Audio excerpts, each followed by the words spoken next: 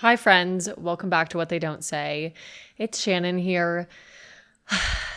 Today, I want to talk very specifically to people who have recently experienced sexual assault and to supporters of survivors of sexual assault. Somebody really close to me recently was sexually assaulted, and having conversations with them really made me realize that I've never sat down and had a conversation with any of you guys about the aftermath of sexual assault.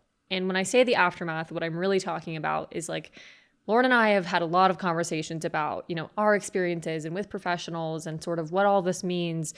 But I really want to have a conversation with you all today about right after sexual assault. What is natural to experience? Sort of the things that might happen when somebody is coming to terms with what somebody did to them. I will be talking mainly in terms of if somebody has recently been sexually assaulted, but that does not mean that this won't apply to you if your sexual assault happened a long time ago, or maybe you recently are coming to terms with it. And I'm hoping that if you're listening to this as a supporter of a survivor, you will begin to sort of understand what this person is going through, and it will give you ideas on how to help them and support them. Without further ado, let's get into the episode.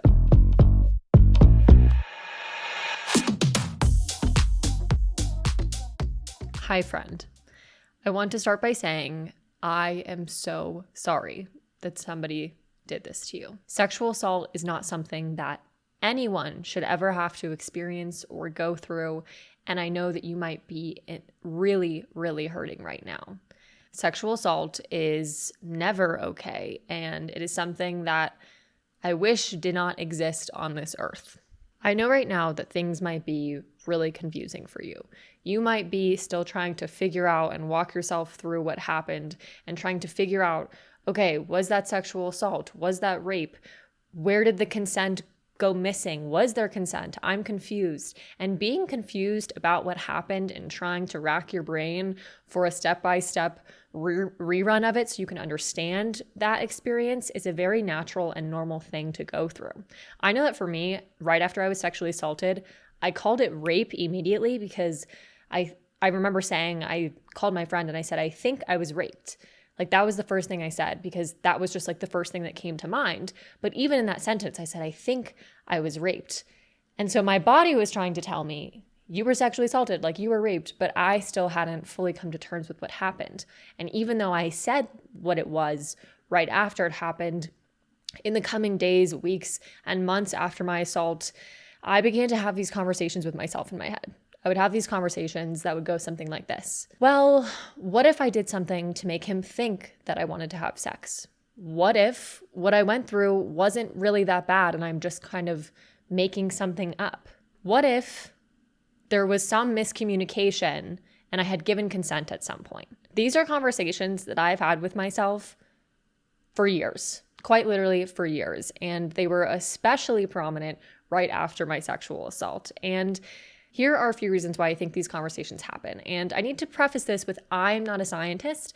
I am simply telling you these things out of like observations from things that I've noticed in my life and from talking to other survivors and just all of that, okay?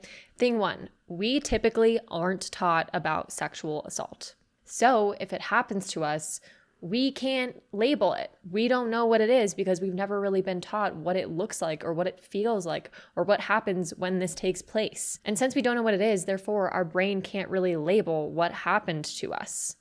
Thing two, your brain might not want to admit what happened. What's really incredible about our brains are that they are designed to keep us safe. What that means is that our brain, if there's something that's unsafe, it will send danger signals coursing through the body, being like, hey, let's be on alert. And having a sexual assault experience is an incredibly traumatic experience for the brain and the body.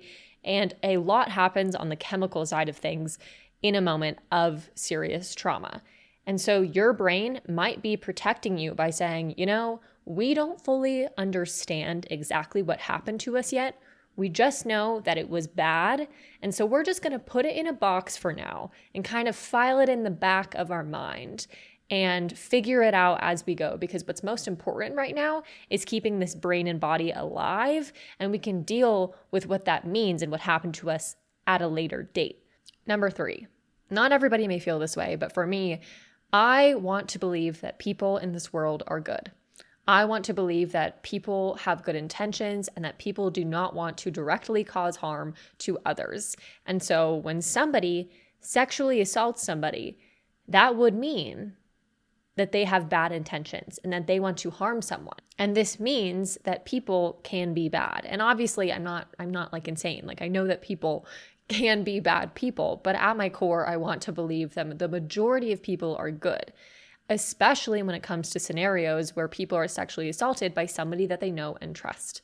In my experience, my rapist was a close family friend. He was quite literally the only man that my mom would let me be alone in the house with. Like my mom didn't even want me to be alone with gay men in the house. And this man was like a 6'2", military guy, would pull out your chair, call your mother ma'am. Like he could recite Bible verses at the dinner table. That's the kind of man he was. That is not the type of man that I would have thought would be a sexual predator, if you asked me back then. And so when somebody you know and that you trust inflicts pain on you, and in this scenario, in a sexual assault context, your brain is like, no, that's not who they are.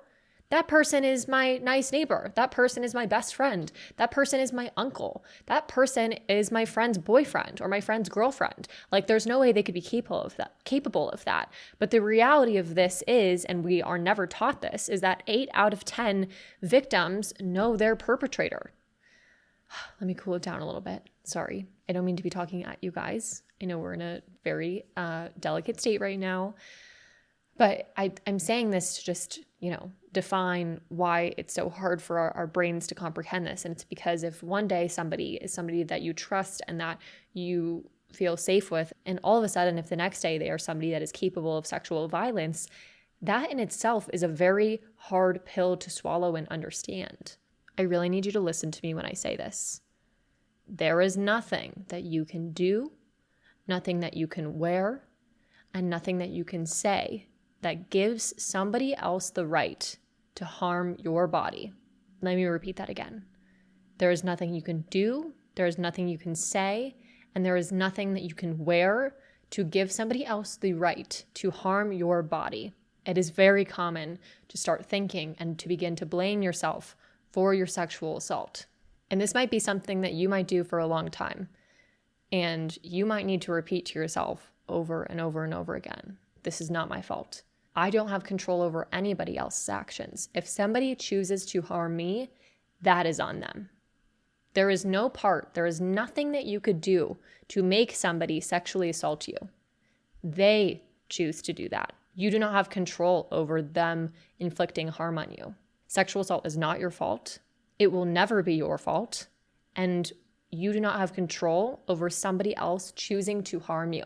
There is nothing that you can do. There is nothing that you can say. There is nothing in that realm that gives somebody else the permission to harm your body. What happened to you was that somebody chose to harm your body. They made that decision. You did not have any part in that decision. And I hate that right now you might be feeling like it is your fault. Like you did something to make this happen to you.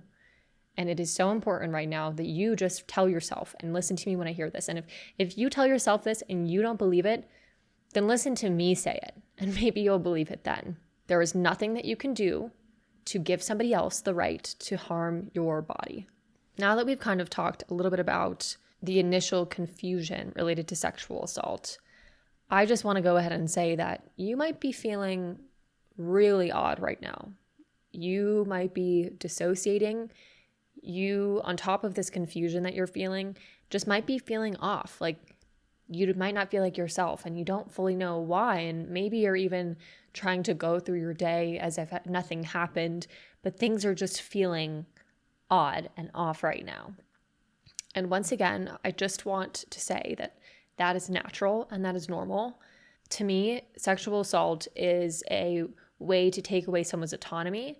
Sexual assault is a crime committed on someone's body. Sexual assault is an injury to someone's body. At least that's something that I believe. And it is natural and normal for your body to be quite out of whack right now. And with all of that, it is so, so, so important. And please listen when I say this. You need to be showing yourself grace right now. So much grace right now. And for all of you people out there, which I know we have a lot of listeners who are high achievers, who are like going to work the next day and, taking their kids to school and doing the group projects. And they're like, oh my gosh, why do I feel so off? Why do I not feel good? Like, I know that there was this thing that happened on the weekend and like I feel weird, but like surely it's nothing. And you're just continuing on with your day. I need you to know that like you need to give yourself grace and do everything in your power to rest during this time. Your body has had an experience that has made it feel incredibly unsafe. And so it is so, so important that right now you do everything you can to help yourself feel safe and grounded again. I mentioned this idea of an injury a couple minutes ago, and this idea comes from Jess Michaels. Jess Michaels is an Epstein survivor, and she has really enlightened me to this idea of thinking about sexual assault from an injury perspective. And when I say to think about it in the context of an injury, this is what I mean. If you broke your ankle today, what would you do? You would probably go to the hospital. You would get it looked at. You'd get an x-ray. You would get a diagnosis. Maybe you have to get surgery. You would get surgery. Then the weeks after surgery, you would get PT. You would have to take some time off of work. You would need to call friends. Friends would need to help you drive places. Friends might need to help you call to make appointments. Friends might need to help you go to the grocery store. Friends might need to help you plan out your meals for that week. Friends would be checking in on you. Hopefully, when we're just talking about good friends here. Friends would be coming to show up for you and say like, hey, is there anything I can do for you? Are you okay? What can I do to help you right now? These are the sorts of conversations that would be had, and these are the events that would take place. After an injury, it is normal to seek care. After an injury, it is normal for people to offer care to you. And Jess has enlightened me to this idea of, what if we looked at sexual assault like it's an injury? What if when somebody said, hey, I was sexually assaulted, we meet them with, are you okay? How can I support you during this time? I believe you. Let me help you clean up your space so that you feel good in this environment. Let me drive you to your therapist's office today. Let me make that phone call for you so you don't have to take that weight on. Then for the coming weeks and months and maybe even years, we would check in with them. We would say, hey, that ankle injury from a couple months ago, like, how is it doing? How are you recovering? In the context of sexual assault, you would say, hey, how are you doing since that experience you had a couple months ago? How are you? Are you feeling safe in your body? Do you feel like you're getting the help that you need right now? It would be a natural thing to check in over time and for it to be treated with care. And so for yourself right now, I think that thinking about your sexual assault as an injury can help give yourself a lot of grace and understanding of sexual assault is a perfectly valid thing to take time off of work for. Sexual assault is a perfectly valid thing to miss a couple classes for. And I think as people who are high achievers and who are, just want to power through and get things done, it can be really easy to think that, sexual assault, just like that experience, like it was just like, I didn't feel good. It didn't feel right, but like, it's not that bad. Like I can still go to school. I can still go to work. I can still do all of these things.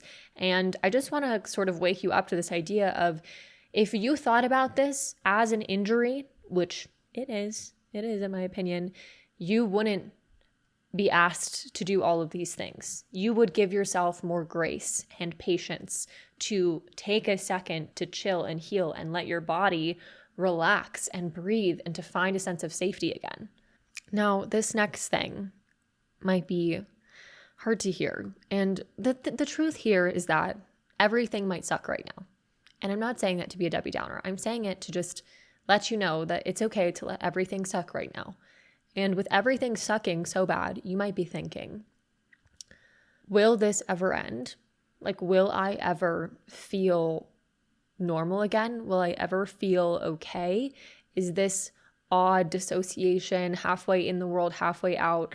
Is this going to be a feeling that I have forever? listen when I say this, you will not feel this way forever.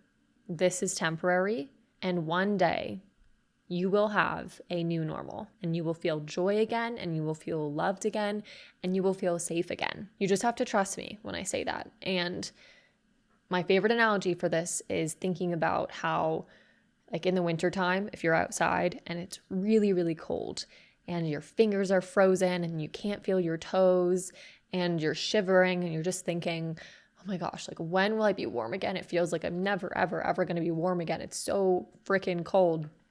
And then all of a sudden, before you even realize it, you're inside, you've taken a warm shower, you're wrapped in a blanket, maybe you have a cup of hot cocoa, and everything is okay again, and you're warm.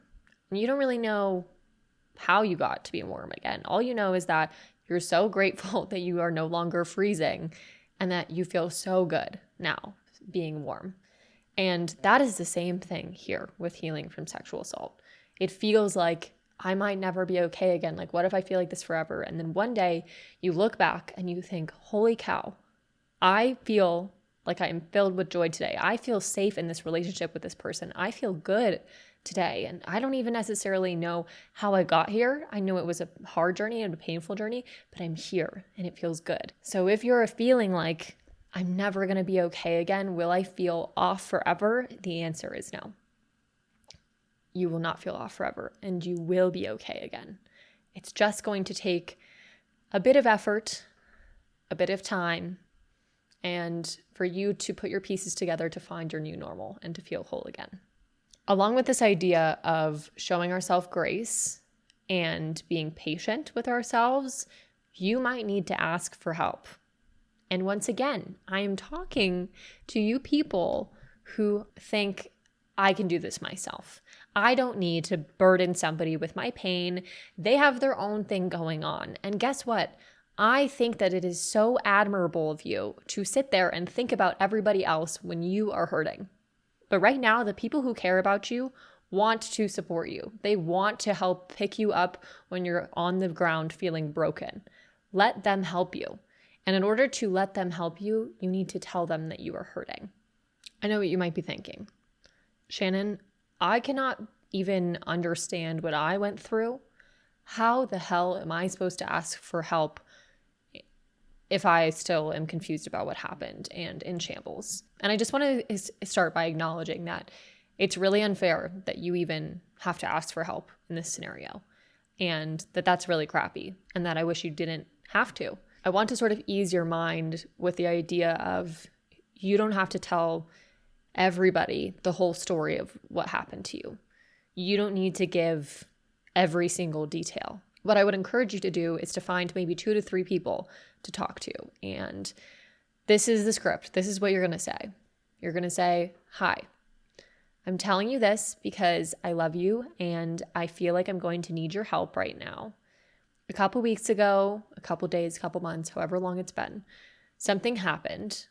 I don't have the energy or the bandwidth to give you the details about it, but all you need to know is that I'm really hurting right now and I really need your support.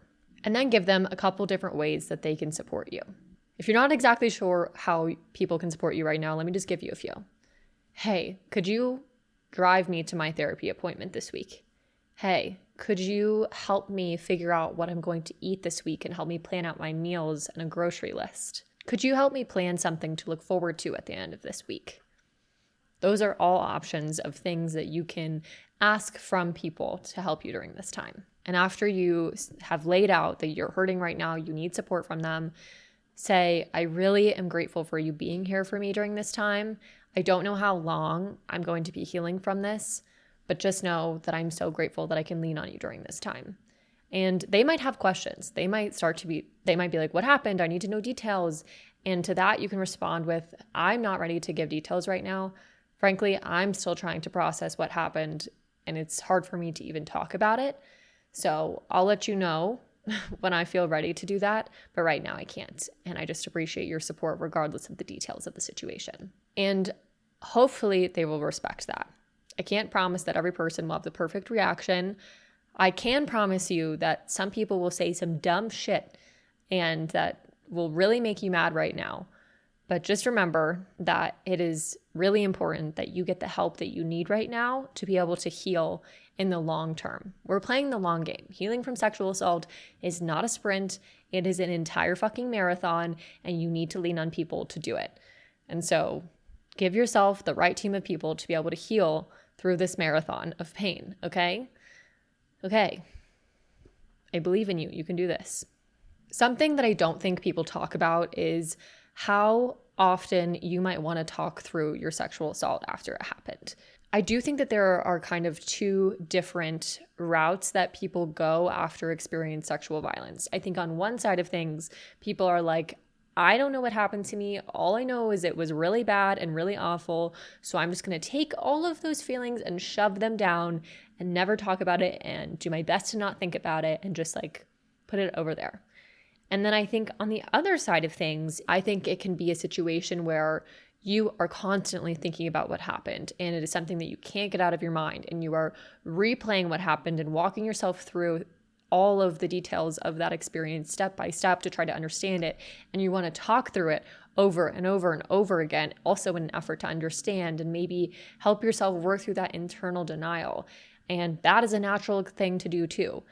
That is how I was. I felt like I was talking about my sexual assault almost constantly after it happened. I felt like I wanted to tell somebody and like replay the events out loud.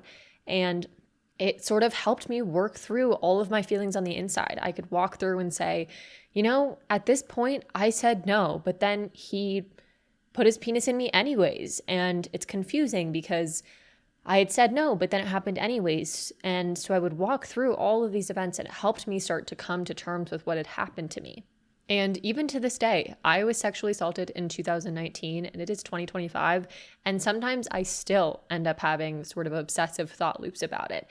And it is to a very different degree now than it was back then. But I just want to say that whether you are thinking about this constantly and it is some sort of like, wake up, sexual assault, brush my teeth, sexual assault, putting my clothes on, sexual assault. If it's like something that is an intermittent thought during and between everything you're doing, or if it is something that you're trying to shove deep in the back of your mind, either one of those reactions are natural and normal, and you don't need to feel crazy for them. Something that I think is a very unexpected result after experiencing sexual assault is that you might be super overwhelmed and really on edge. I honestly don't really remember the kind of person that I was before my assault. But what I do know is that now I am the kind of person that freaks the fuck out when there is a noise around me. I lose my shit. I think that the whole world is crashing down. Like, even if I am with my boyfriend and I'm in a safe place where I feel safe with a safe person, if there's a loud noise, my whole body is flinching. I am freaking out. My insides are, really stressed. My heart is beating super fast for the next 3 to 4 minutes. And I have to calm my nervous system down. And this is something that I think is incredibly common right after experiencing your sexual assault. Your senses might be feeling extra overwhelmed. You might go into a public place, maybe you're the kind of person who can walk into a bar and be totally fine. You're social, you're talking to everyone, you're loving the music and the sound of the people and the sounds of the bartender, making a drink. And then all of a sudden you go to a bar after being assaulted and it's too much for you. You're like, what is going on? You feel panicky on the inside. You feel like you need to leave and you need to just get out. And being overwhelmed in scenarios where you aren't typically overwhelmed after assault is a very natural thing to experience. Sounds may even begin to feel more jarring to you, and being around a large group of people might start to make you anxious. And in general, you might sort of feel like you just have a background level of anxiety sort of constantly going, way more than normal these days. Once again, I'm not a scientist, but from talking to people who know about this, your nervous system is on overdrive. Your nervous system was like, whoa, okay, people, we had a situation that did not make us feel good, that did not make us feel safe. So now we need to be on extra high alert, scanning every room and every space we're in, no matter if it's home or out of the home. And we just need to make sure that we don't let this happen again. We're basically on lockdown. Any noise, any sound is making our body trigger into a sense of preparedness, ready to go. Is something bad happen? Is there somebody dangerous in the room? So even though you might be in situations or places or with people who you might deem to be safe or normally safe or comfortable for you, because your nervous system is on hyperdrive, it is doing everything in its power to protect you. Therefore, these spaces might make you feel a little bit more on edge than they did before. One of the biggest things right now, and I cannot express this enough, so I might say it multiple times. If you have been sexually assaulted recently, you need to be doing everything you can to make yourself feel safe. Your body has had an experience that has made it feel incredibly unsafe, regardless of the event happened at your home, in somebody else's home, outside of your home, at school, at work, wherever it is, wherever it took place, your body is feeling incredibly unsafe. So now safety is something that you need to prioritize in order to tell your body that it can relax, and so it can move out of this fight or flight space that I just talked about, the space where your nervous system is constantly scanning rooms and looking for threats and trying to prevent you from being harmed. We need to try to find a way to shut that down, to tell your system that it is okay and that you are okay. It is so important that we move towards shutting down these high stress feelings because you don't want your body to get stuck in them. Now, you're probably thinking, how do I do that? And, there's not a perfect way to do that. I think some of the best things that you can do is to start by resting. Your body needs a lot of sleep right now. If you are able to get extra sleep, do it. Take it. Take those couple hours off of work. Get in bed earlier. Take that nap. Even if you're not even a nap person, just lay horizontal for a couple extra hours if you can. This next one, this might sound kind of silly, but I think some sort of like weighted blanket or stuffed animal or something like that that you can kind of deem as your this is my safety blanket. This is my safety stuffed animal. Maybe you need to go out and buy something that you deem as your safety item and sit with that item. And this might sound a little bit silly, but I think if you are at home and you have your safety item on you and just sitting there and thinking and telling yourself and even saying this out loud, I am safe, I am protected, this is a safe space for me, and really noticing how your body is feeling in those moments and telling your body, I am safe, this is a safe place, I trust my body, I can trust this safe place. Even things like that, I think, can do a lot for your nervous system. Additionally, having safe experiences with friends and recognizing those safe experiences. So when your system is incredibly overloaded, which, as we've already established, your system is whoa, bitch, we are on overload. We need to just stop. We got to hit a reset. When your body is in this space, if you can find ways to recognize when you are safe, I think that is really, really important. And this is not something that I did after my assault, but this is something that I do now a lot. So for example, I recently have developed a fear of flying. I have spent my whole life never being afraid of flying. Even after my dad and brother died in a plane crash, I wasn't really afraid of flying. And then within the past year, all of a sudden, I am so afraid to fly. I will fly. I have had to fly a lot, but the entire flight, I'm just thinking, oh my gosh, we are going to fall out of the sky. This metal tube that I am in very far above the ground is just going to stop being in the air and it's going to go plummeting towards the ground and I am going to die. And I know, really pleasant stuff, right? But my therapist told me to do this thing. And I've been doing a lot of other work in therapy, but she said, it is so important that you recognize when the plane lands and you walk off the plane and you are at that destination, whether it be home or you're on a trip or you're going to see somebody. It is so important that you recognize that you made it there safely. And I think that is such an important thing to do with a sexual assault as well. It is so important that we recognize the moments where our body is safe, especially after a time where we felt so unsafe. When you crawl into bed at night and your nervous system feeling a little bit crazy, remind yourself that you are safe, that you made it into bed safely.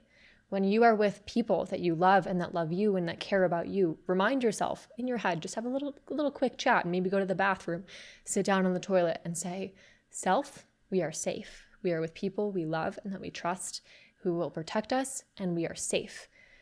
I think having those conversations can go a really long way. I would even go as far to say that like a safety meal can be helpful. When I was younger, I used to love having grilled cheese and tomato soup as my like rainy day, warm, cozy meal.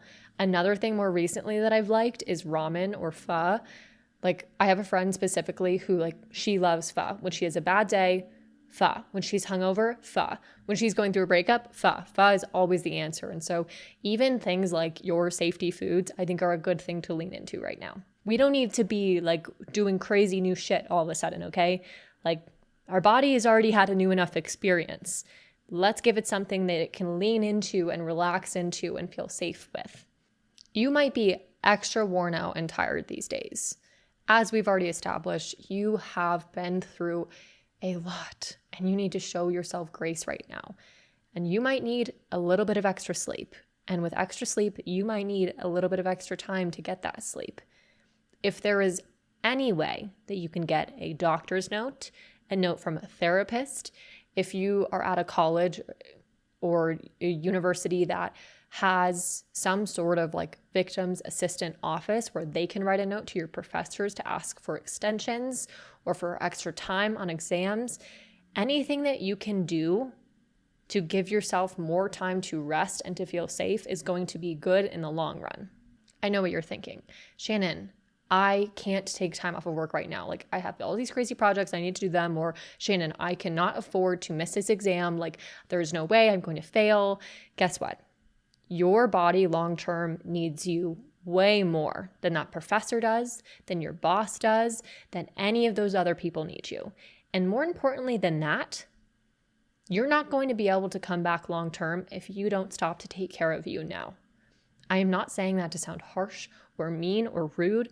I am saying it because you need to recognize that what you went through is something that was a big deal, and you deserve to have the time to heal and work through what you've experienced.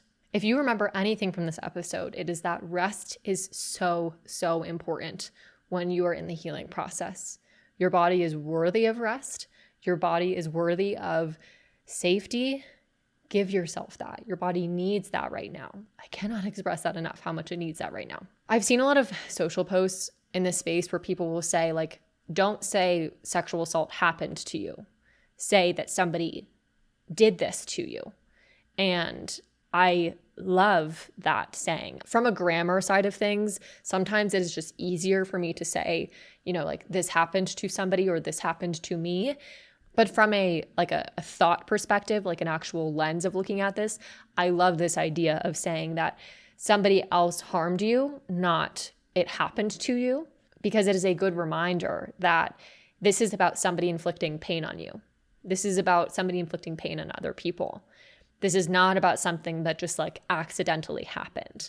Like sexual assault is a choice. Sexually assaulting somebody is an active choice to remove their sense of autonomy. Sexual assault is an active choice to take advantage of somebody.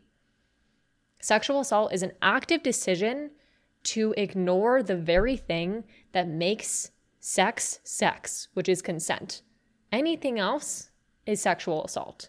So yes, I like this idea of thinking about it from the context of this didn't just happen to me. This is something that somebody chose to do to me. And I think that can help sort of the mindset of denial and starting to question what happened. I think it's helpful to remind yourself that this is something that somebody did to me. Somebody chose to harm me. And in times where things are confusing and you're still trying to sort out what happened, those reminders I think can be really powerful. My last thing that I would like to leave everybody with is that you deserve to have joy.